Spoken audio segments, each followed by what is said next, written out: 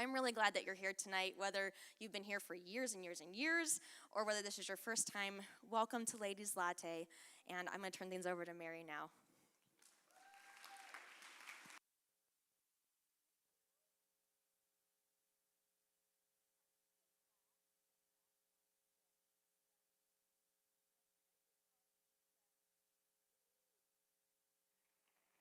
The amount of things that are going on here for women at Grace, right?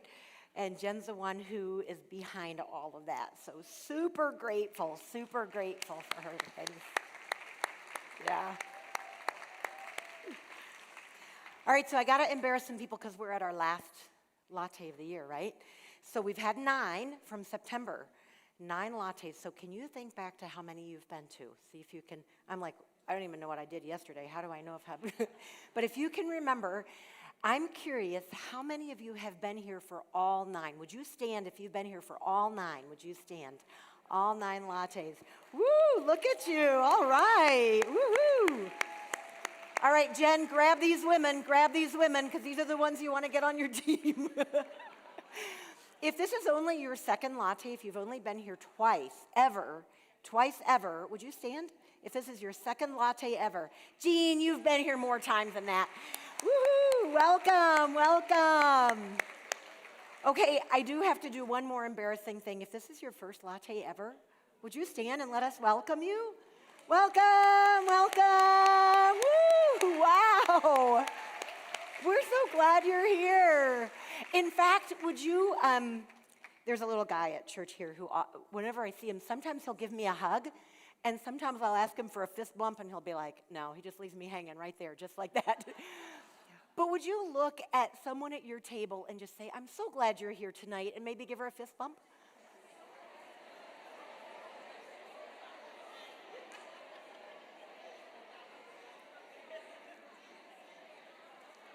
All right, maybe one more, because we don't want anybody to be left out. Make sure everybody gets told, so glad you're here tonight. Would you tell one more person, so glad you're here tonight?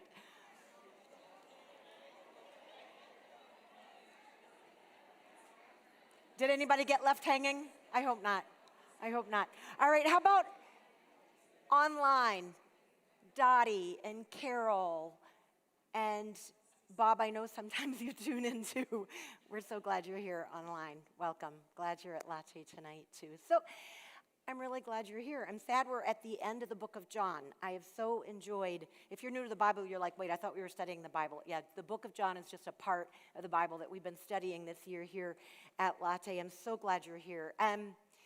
You should have maybe picked up some notes on your way in if you're a note-taking person, if you want to get out a pen, a pencil, something to write on those. If not, no worries. It's okay. I did just get to take, maybe some of you know this, I did just get to take a trip to Israel.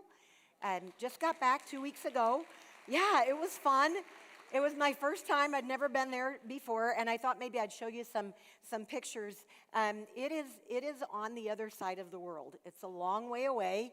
There's the flight path that our team took, but you will be really glad to know this. You'll be really glad to know that even on that side of the world, they have Starbucks. Kind of? Right?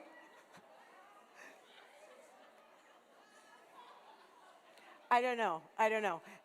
So we did some fun things. One of the fun things we did, we went to the Dead Sea. And so there's my husband and me. And it's so cool. There's so much salt in the Dead Sea. It's like, I think like 33% or something like that, that you can just sit back and float. So it's really cool. One person said, hey, watch this.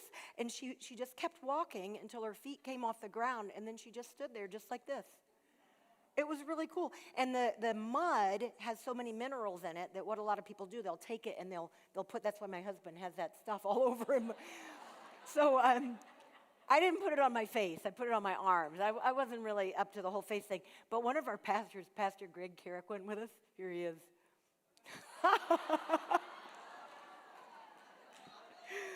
He kept us entertained the whole time. It was really fun. We went to Nazareth. We went to, you're going to think all we did was have fun. We did do some actually studying, learning. We went to Nazareth where they have an old village that they've made, so it's supposed to be kind of like it was during Jesus' time. And we've got I don't know if you can see there some of the pottery that they had in the village there, and that was cool. After Nazareth, we went on and saw the Sea of Galilee, and we actually got to go on a boat out on the Sea of Galilee. So there's our team. There we are out on the Sea of Galilee, and that was cool. And actually tonight what we're going to be looking at in the Bible has to do with the Sea of Galilee. So I'll talk about that a little bit. At the Jordan River, we had 13 people. Our team was 45. We had 13 people on our team that got baptized in the Jordan River. It's a beautiful place. Yeah, that was really fun. That was super fun. We got to see these ancient ruins, and you're looking at these stones, and you're like, that wasn't hundreds of years ago. That was thousands of years ago. So that was really cool, too. So I feel like I learned a lot, and I came back, and as I'm reading my Bible now, I'm able to picture, like, when it says Jesus went up to Jerusalem, I'm picturing what that was like for him. Or the trip from the Sea of Galilee to Jerusalem, you're going through these deserts and mountains, and so now I can picture, like, wow, that was a really hard trip. So it was pretty cool. So I'll show you a couple more pictures as we go and tell you a little bit about some of the things we did there. All right, in the 1980s, there was a TV commercial for a company called Life Call. And there was a phrase in their commercials, and that phrase took on a life of its own. There were stand-up comics that did things with it. There was, our kids used to love Weird Al Yankovic, right? And he wrote a song using this phrase. This phrase was in TV shows. It was in Golden Girls, Family Matters, Roseanne. It was in The Fresh Prince of Bel-Air. Anybody a Far Side, Gary Larson, Far Side fan? I used to love his comics. He made a comic with this phrase that we're going to be talking about in a minute. There were T-shirts made with this phrase on, Valentine's cards, memes galore. You know what phrase I'm talking about, right? Help! I've fallen and I can't get up. Yeah, so you're like, yeah, but what does that have to do with the Bible? Everything. And here's why. Have you ever fallen? Not physically, although that's a thing too, right? But you've messed up. You've failed. You've said something that you wish you could take back. You've done something that you wish you could undo, right? Jesus is the only perfect person who's ever walked on the earth, which means that the rest of us have fallen. The rest of us have messed up. The rest of us have failed, right? The rest of us have blown it. And it's so easy when we've done that to start to get discouraged, right? And to feel like a failure and to feel the shame of, oh, I blew it. And to really not know how to get back up. So, help!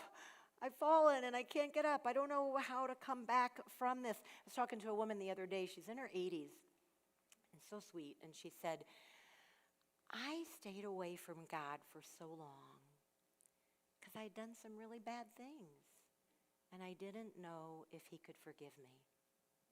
Help, I've fallen and I can't get up. She didn't know how to get up from what she had done. I love our study tonight. It's one of my favorite parts of the Bible. And here's why, because we're gonna see someone fall and we're gonna relate to the emotions of what that's like. And then we're gonna see how Jesus responds. And I hope that in the next 45 minutes, we're all gonna be filled with a new hope, with a new perspective of what it means, like when we have blown it, when we failed, there's so much hope. There's such a fresh start. So tonight we're going to walk in the shoes of the Apostle Peter. Peter. I like Peter. I can relate to Peter. Here's what Kent Hughes says about Peter. No disciple spoke as often as Peter. No disciple was corrected by Jesus as much or as strongly as Peter was. He was the only disciple who thought it was his duty to correct Jesus. He was impulsive. He was one of those souls who acted first and thought afterwards. No disciple ever so boldly confessed and encouraged Christ, and none ever bothered our Lord more than Peter did. I can relate to Peter. Christ spoke words of approval and praise to Peter, the likes of which he never spoke to any other. At the same time, and almost in the same breath, he said sterner things to Peter than he ever said to any of the other 12 disciples, including Judas. In all 4 lists of the apostles, the order of the names varies, but Peter's is always first, and Judas is always last. Peter was always talking. Sometimes he only opened his mouth to change feet. At other times, his words were priceless. So a couple quick snapshots of Peter. We're going to look at just 4 quick scenarios of his life. You remember when Jesus asked the disciples, he says, "Who do you say that I am?" Peter spoke up, and Peter said, "You are the Messiah, the Son of the living God." Wise words coming out of Peter's mouth, right? Snapshot number 2. When the disciples were out on the boat on a stormy lake, the Sea of Galilee that we were out on. Thankfully, it was a very calm day when I was out there. But the day that this scenario happens, it's stormy, there's waves. Jesus came walking out on the water towards the boat, and Peter spoke up. And he says, "Lord, if it's really you, tell me to come to you by walking on the water." So you know this story maybe. Jesus says, "All right, come." So Peter jumps out of the boat. And he starts, sure enough, walking on the water, but then he looks around, he sees the big waves, and what happens to him? He starts to sink, right? So he says, "Lord, help me." And so Jesus does. That's Peter, right?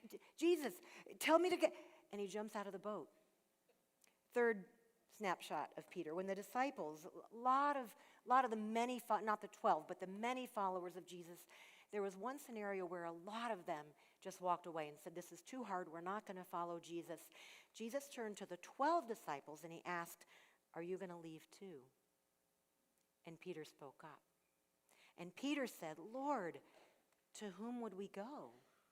You alone have the words that give eternal life. We believe them, and we know that you are the Holy One of God." Snapshot number 4, when Jesus was washing the disciples' feet. You know this story there in the upper room. Jesus is washing each of the disciples' feet. He comes to Peter, and Peter says, "No, you're never going to wash my feet." And Jesus says, "But if I don't wash you, you won't belong to me." So Peter, I love Peter, "Then wash my hands and my feet too, Lord." Wash all of me, my head, not just my feet.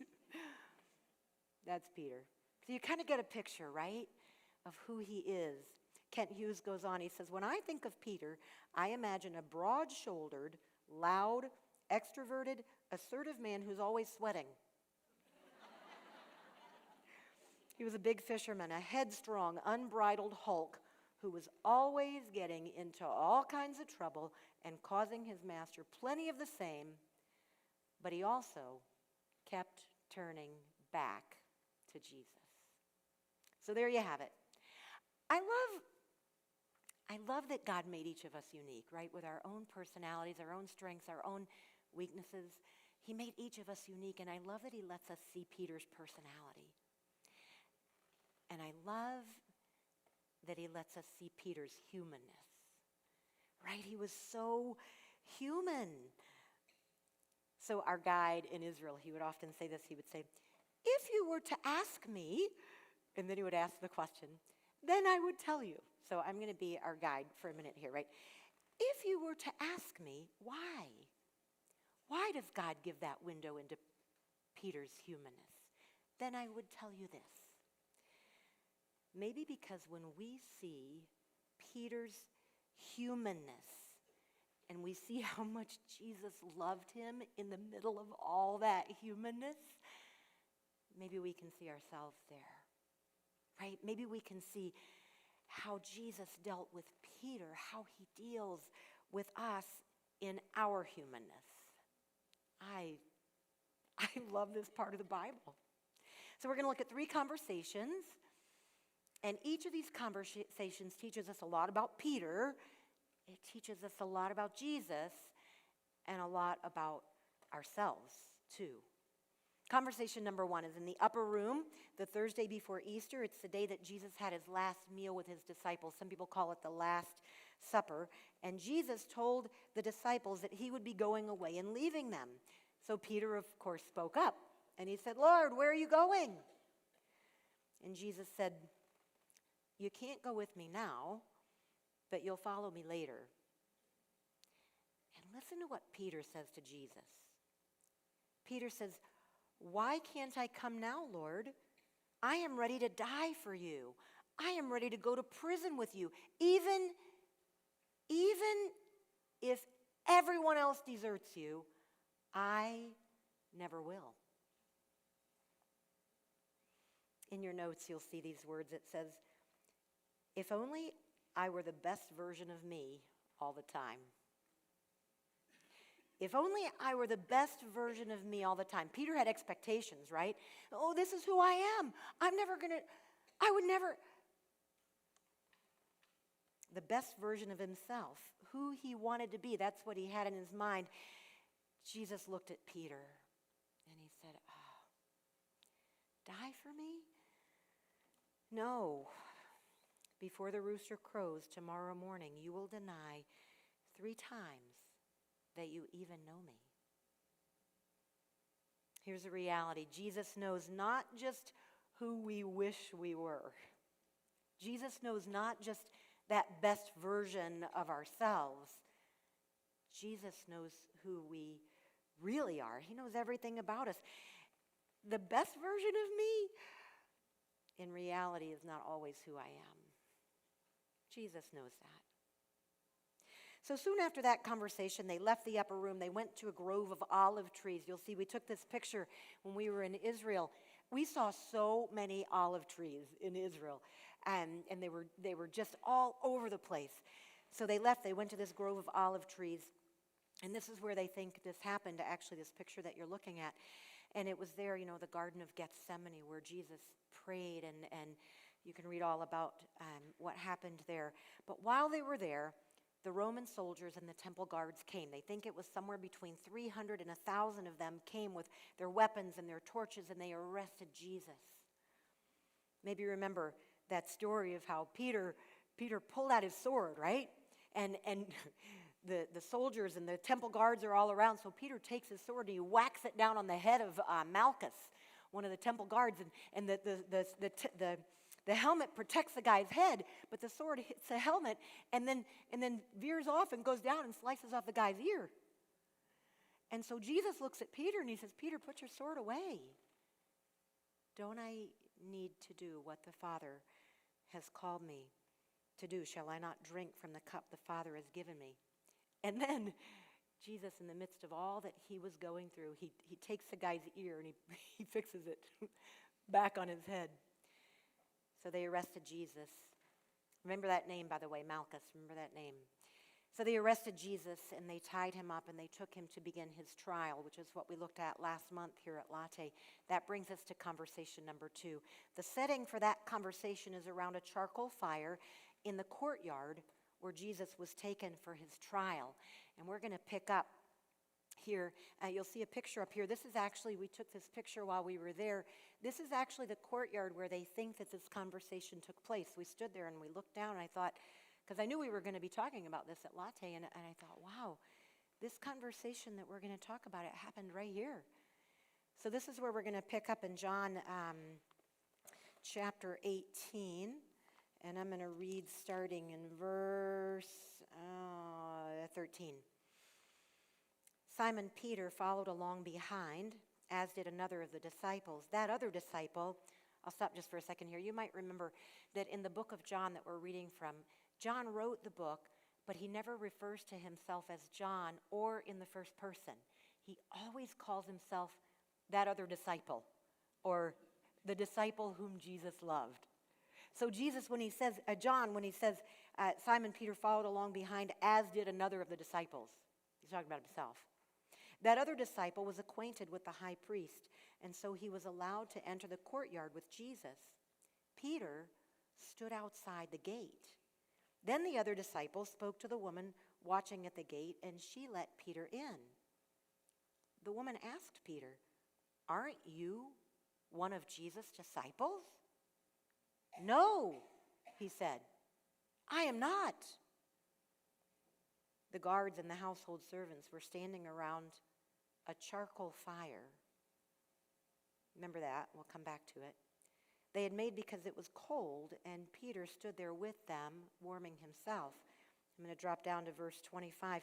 Meanwhile, as Simon Peter was standing by the fire, they asked him again, aren't you one of his disciples?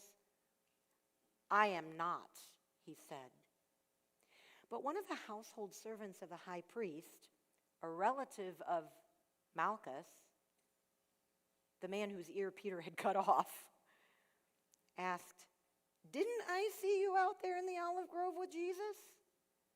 And again, Peter denied it. I swear by God, he said, I don't know the man. And just then, the rooster crowed. Matthew tells us that Jesus' words flashed through Peter's mind when Jesus had said, before the rooster crows tomorrow morning, you will deny 3 times that you even know me. And Peter, that big hulky man, Peter, broke down crying. It says that he cried bitterly and he left the courtyard. So the Bible tells us a lot of things, but there are some details that it leaves out. And I can't stop thinking about this. For a number of years, I've wondered about this. Where did Peter go? Where did he go when he left the courtyard crying? Can you imagine the shame that he was feeling, the regret? His teacher, his best friend, was on trial. And Peter blew it. He fell, he failed. He denied that he even knew Jesus. And Jesus was crucified. Where did Peter go? John tells us at the crucifixion, near the cross were Jesus' mother's sister. Mary Magdalene was there. John himself was there. But you know who wasn't there? Peter. While Jesus was being crucified, where was Peter? Brave, strong, outgoing, extroverted Peter. He had done the unthinkable, right? In the moment when Jesus was in his greatest pain, Peter denied him. Peter deserted him. Peter left. And Jesus died, was buried. Where was Peter? Fast forward to Sunday morning early while it was still dark. The Bible tells us that Mary Magdalene and some of the women came to the tomb where Jesus had been buried and found that the stone had been rolled away from the entrance, and an angel appeared to them, and the angel spoke. And here's what the angel said. The angel said, don't be so surprised. You're looking for Jesus, the Nazarene who was crucified? He isn't here. He's been raised from the dead. Look, this is where they laid his body. And then the angel says something so fascinating to me. The angel says, now go and give this message to his disciples. And then 2 words. What does the angel say? Why? Why? The angel mentions no other names. But the angel says Peter, including Peter. You know, all 4 gospel writers, Matthew, Mark, Luke, and John, all of them tell about Peter denying Jesus. All of them. But then not one mention is made of Peter from the time he left the courtyard. No mention of him at the torture of Jesus or during the walk to Golgotha or at the crucifixion or at the burial. Where was Peter? Shame will do that to us, right? I'm ashamed, I'm going to go hide. I can't face people. What I've done, So the angel said to those women, including Peter, maybe especially Peter. Do you see the heart of God in that? Mary Magdalene ran. She found Peter. She found the others. She told them what had happened, and they're like, You are nuts. Right? They didn't believe what she had said, except who? Peter. Peter and John, the Bible tells us, everybody else was kind of like, no, I don't. But Peter and John ran to the tomb to look. This part I think is really funny. Okay, so remember, Peter and John are in their 20s, right? Can you think of a young man in his 20s? You got someone in your mind? All right. Okay, Peter and John were in their 20s. So I love this part. All right, here's what John writes in his gospel, right? He's the one writing it. He says, I think this is so funny. He was sure to put in this verse. He says, the other disciple outran Peter and got there first. Make sure you know that, right? So John ran to the tomb, and John stooped and looked in. Peter ran to the tomb, and you know what he did? Ran right in there. And it all came together for them. I would love to have seen the looks on their faces. We know that Jesus was on the earth for 40 days from the time that he came back from the dead until the time that he ascended into heaven. 40 days. And we know that during that time, lots of people saw him. He did miracles. People interacted with him. You can read all about that in John, in the book of John, and the other Gospels too. But my very, very favorite scene, my very favorite thing that we get to read about that happened during those days, here it is. So, several of the disciples were by the Sea of Galilee. We got to go there last week. Here's a picture of it. It was so beautiful. So they're at the Sea of Galilee. And you know, Peter, he was a fisherman by trade, so he says, I'm going fishing. This is really cool. A couple months ago, I think it was, maybe a couple years ago, they actually found this boat. And they think that it is from the time of Jesus. So we listened to how they restored it and how they're keeping it and everything. But it's in a museum there. And they think that this was a boat that was used on the Sea of Galilee during the time of Jesus, which I thought was really cool. So they got in their boat, this kind of a boat. Peter said, I'm going fishing. The other disciples said, I'm coming too. They all got in their boat. They went out on the lake. They fished all night long. They caught nothing. Nothing. But then at dawn, so here's what our guide told us. He said that always in the morning, it's really misty on the Sea of Galilee, like really misty to where you can't really see much from the shore to like people out on a boat, right?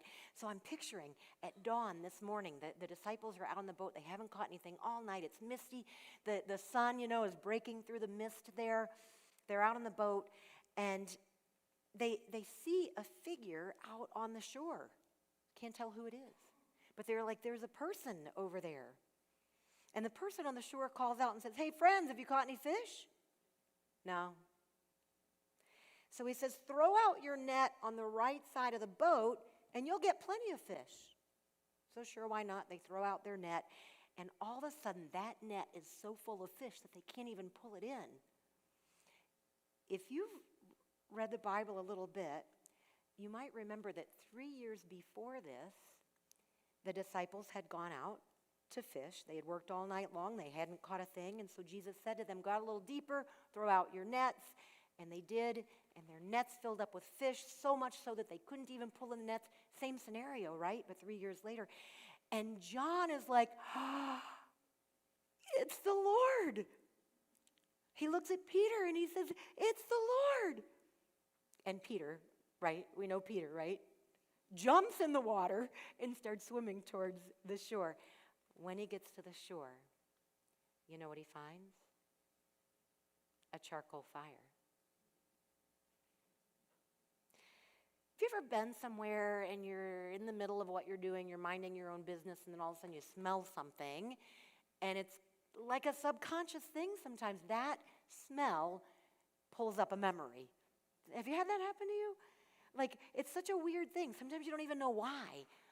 But scientists tell us that in the brain, the olfactory sense of smell is right near memory and emotions. And so they're right near each other in the brain, so smells can conjure up really strong memories. Peter gets to the shore, and there's a charcoal fire waiting for him. When was the last time Peter smelled a charcoal fire? Do you know that the word for charcoal fire is used 2 times in the New Testament? The only other time was the night that Peter failed, blew it, denied that he even knew Jesus, deserted Jesus. So there's Peter, soaking wet on the shore, standing on the beach with Jesus, smelling that charcoal fire. Can you put yourself in his place? A few weeks ago, Peter was that comfortable, self-assured, chosen apostle, right? One of Jesus' closest friends. Now he's standing there with Jesus, smelling that charcoal fire and all those memories, all those regrets, all that shame. This brings us to conversation number 3. The setting is a charcoal fire on the shore of the Sea of Galilee. This is so important. This conversation is not just for Peter's sake. This conversation is there for me. It's there for you, because Jesus is the only perfect person who's ever lived. The rest of us, we need this conversation. So Jesus says to Simon Peter, he says, "Simon, son of John, do you love me more than these?" You see on the slide that word agape. Agape in Greek, there are a couple different words for love. This kind of love, it's a kind of love that's perfect. It's pure, it's selfless. It puts the other person first. The interests of the other person are more important than my interests. That agape love. You think back to Peter's words before the crucifixion. Remember, even if everyone else deserts you, Lord, I never will. So Jesus says to him, "Peter, do you really love me more than anyone else loves me? Do you really need to compare yourself to other people?" I think Jesus does this because before we can experience God's forgiveness, we have to honestly face what we've done, right? Not just what we've done, but what's in our hearts. Jesus was giving Peter the chance to feel the gravity, not just that he had deserted Jesus, but also having thought that he was stronger, he was better, he was more spiritual than other people. So Peter says to Jesus, "Yes, Lord, you know I love you." And you'll see that word up there, phileo. That's another Greek word for love. And it's different than agape. It doesn't have the connotation of being perfect and pure and selfless and putting the interests of another person ahead of self. I wonder, Peter, was he even able to look at Jesus? Like, I kind of picture him being like with his eyes like looking down, like, "Jesus, you know I love you." Was he so ashamed that he couldn't even look up at Jesus? I know I didn't act like I loved you. I can't even believe what I did, Lord. How could I use the word agape? Selfless love that puts another person first after I so miserably failed. And Jesus' answer is so gracious. So over the years, I've had the privilege of, one of the things I love most about my life is that I get to talk to a lot of people. I get to know a lot of people. And here's a question, a common question I've found from so many women, men too. We wonder this: have I messed up so badly that God can't take me back? Or maybe this: if he takes me back, like, will I be like on the back burner? You know, am I doomed to live like plan B because I took the wrong path, because I married the wrong man, because I missed God's will somehow, because I wish I'd done things differently as a parent, because you can fill in the blank there. Does God kind of forgive me, but then he puts me on the back burner? I think a lot of us wonder that. Like, can I actually really be fully forgiven to the point that God can do things through me, can use me, where I'm not like on the injured reserve list? Jesus answers so gracious. He says to Peter, he says, "Peter, feed my lambs."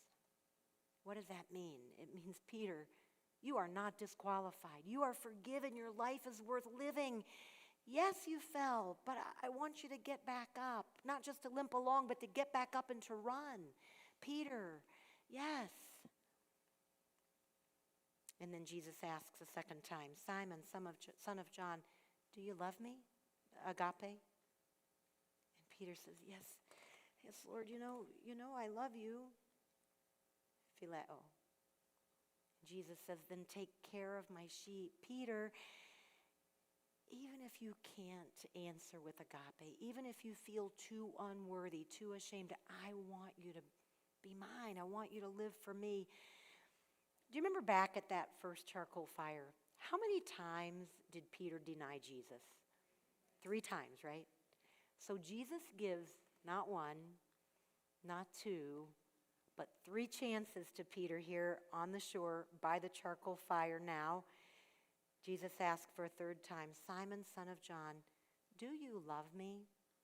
This time, phileo. Do you love me, Peter? Jesus changed verbs, and if you were to ask me why, then I would tell you.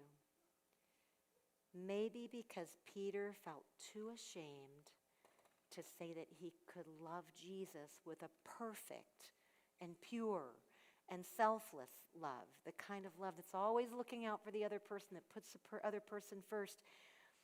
And Peter says, and I picture him, and the Bible doesn't tell us, but I picture him at this point being able to look up to Jesus and say, Lord, you know everything.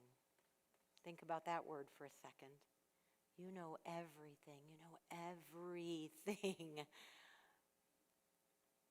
You know I love you. Phileo. And Jesus says, and Peter, feed my sheep. Feed my sheep. Standing on the shore of Galilee, and I took this picture. There's this statue that, I doubt it looked exactly like that. Peter has quite the abs there, right, with that kind of, but to commemorate this conversation, Peter, feed my sheep. And then Jesus goes on. I want to read, just pick up what happened here in John chapter 21. Starting in verse 18, Jesus says this, the truth is, Peter, when you were young, you were able to do as you liked and go wherever you wanted to, but when you are old, you will stretch out your hands and others will direct you and take you where you don't want to go. Jesus said this to let Peter know what kind of death he would die to glorify God. And then Jesus told him, just follow me. Just follow me. Some people think, if I follow Jesus, everything's going to be great. That doesn't really line up with this, right? I mean, look at, Jesus doesn't promise us that following him is going to be easy. Look what he tells Peter. He tells him how he's going to die. And sure enough, 3 decades later, Peter was martyred for his faith. But that same Peter, who around the campfire denied that he even knew Jesus, ended up living life with such courage and had such impact. Look at us. Here we are. Centuries later, we're still learning from him. This same Peter who fell so hard. Tradition tells us that when Peter died, and I won't go into detail because it's really gruesome, he was martyred for his faith, but he went to his death with such incredible courage. Don't you love Peter? With all of his faults, with all of his imperfections, but he loved Jesus. And you know what, friends? The fact is, we can't change yesterday, right? But we can start fresh right now. Someone said, we are under no obligation to be the same person we were 5 minutes ago. It's always a fresh start with the Lord. So as we finish up tonight, I want to show you just a short little video clip, and you're going to see, it's like all the details aren't quite right, okay? But I want us to leave here tonight with a picture of God's grace, and I feel like this little clip does that. So we're going to look at this little clip, and then we'll pray together, and then you'll have a chance to talk about what you've seen. So let's watch the skit, guys. Grace is God's unmerited favor for us, his crazy love. And the truth is, many times we struggle understanding it. If you find yourself struggling to understand God's grace, don't beat yourself up. Even the disciples struggled with understanding grace. Jesus, is that you? You're alive. I can't believe you're alive. Okay, I was in the boat and I wasn't catching any fish, okay? But I heard this voice and the voice said, cast your net to the other side. And so I'm thinking, I'm a fisherman. I know what I'm doing, but I'm not catching any fish, you know? And so I throw that net over there and then a gaggle of fish pop into that net and I'm going, this is a total miracle. Who could have done that? I need to know who told me to throw the net to the other side. And boom, I look up and I mean, there is you. You're looking at me on the seashore going, it is I, the Lord, and you're alive. I can't believe you're alive. This is awesome. Andrew, get out of the boat. Come on. Peter. Yeah. Do you love me? Yes, I love you. I love you. You're alive. This is so great. Good, then feed my sheep. Andrew, get out of the boat. Come on, man. It's him. Peter. Yeah. Do you love me? I love you, yes. And I'm so sorry about that rooster clucking. I had no idea what that meant, but I do now. I'm better for it, all right? Okay? Then feed my sheep. Andrew, I'm smiling, but I'm serious. Come on, get out of the boat. It's him. Peter. Yeah. Do you love me? Jesus, mere words cannot describe the passion that I have for you. I love you. You know everything. I love you. Good. Good. Then feed my sheep. I didn't even know you had livestock. That is so like you, though. There's something new about you all the time. That's what I love about you. Peter, Yeah. do you remember the morning the ladies went to the tomb? Yeah. We're all in the upper room trying to figure out what to do next, you know, because we thought you were dead. You know, you were dead, you know, and we're trying to figure all that out, you know. And Mary comes running up, and Mary's like saying, beehive, beehive, beehive. And I'm thinking, I'm allergic to bees. Like, keep them out, you know what I'm saying? But as she kept getting closer, I heard her correctly. She was saying, he's alive, he's alive, he's alive. And we're going, who's alive, who's alive? And she said, she was at the tomb, and the tomb was empty, and she said that there was an angel there, and the angel said, go tell the disciples and Peter that everything is okay, he is risen. And so me and John, we hightailed it down there, and if John says he beat me, he's totally lying, all right? I beat him, FYI, all right, you know? And we get down there, and I'm looking in that tomb, and it is empty. There's nothing in there, you know what I'm saying? And I'm like, what does this mean? What does this mean? And John is right there. John is so good with words. He should write a book. He is so good with words. And John said, don't you get it, Peter? This is everything Jesus said he was going to do, and you did it, and it's done. Let's go. This is so great. Wait, the angel said what? Go tell the disciples and Peter that everything is okay. He is risen. You've risen. Let's go. This He is said what? Go tell the disciples and Peter.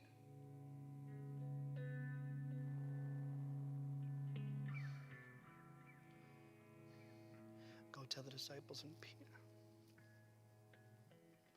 You said my name. Why did you say my name? Peter, that's grace. No, I don't deserve that, because that night people kept coming up to me asking me if I belonged to you, if I was with you, and I kept denying you left and right, all right? No, it'll take me my whole life to make up for what I did. It was unforgivable for what I did. No. What I did on the cross was meant to take what is unforgivable and make it forgivable. That's my grace. It's not about you. It's always about me. That's grace, Peter.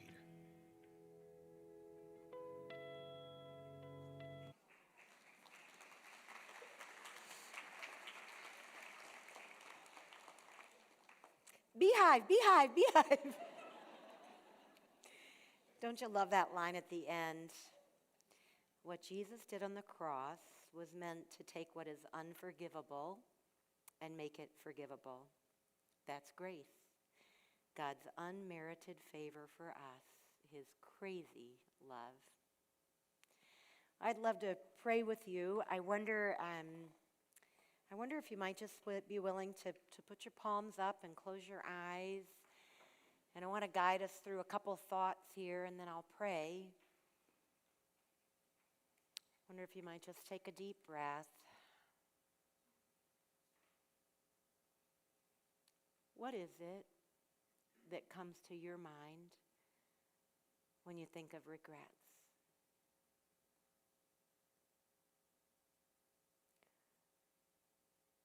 What is it that makes you feel like maybe God can't fully forgive me for that?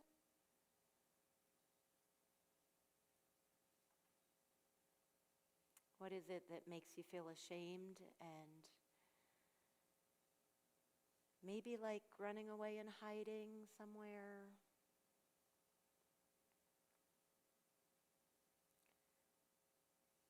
Would you just give that up to the Lord? The one who loves you so much, who knows everything about you. Because what he did on the cross was to take the unforgivable and forgive it.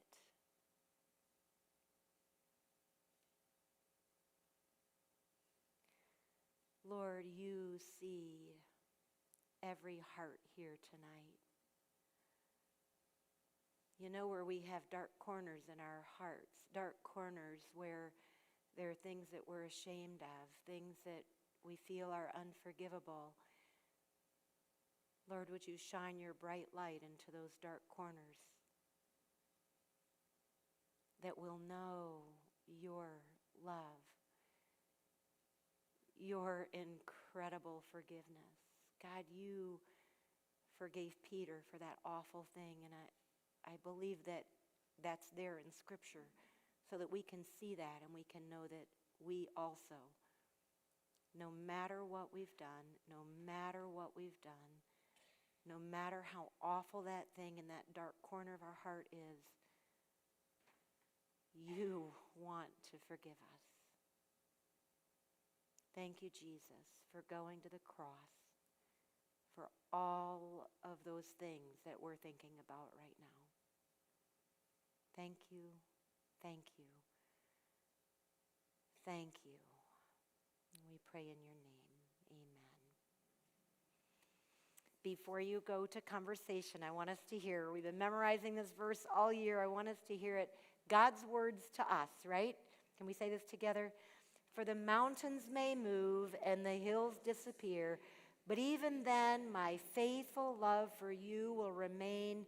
My covenant of blessing will never be broken, says the Lord who has mercy on you. Isaiah 54:10. All right, we prayed for you tonight that your tables would be a safe place. No judgment, no criticism. What happens here stays here. A place where we can laugh together, we can cry together if we need to. Enjoy. God's blessings on you.